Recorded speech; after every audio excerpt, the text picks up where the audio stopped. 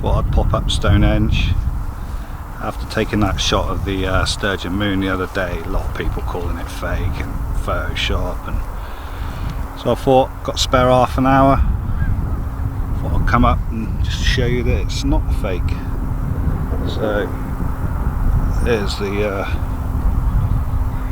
image you saw the other day, obviously without the moon.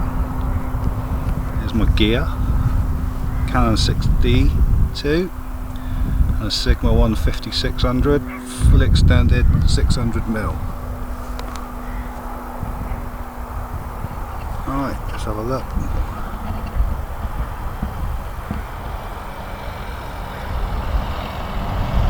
Ah, look. Who put them trees around Stonehenge?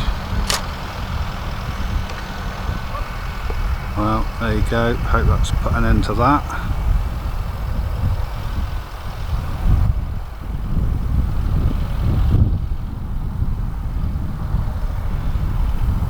Look around.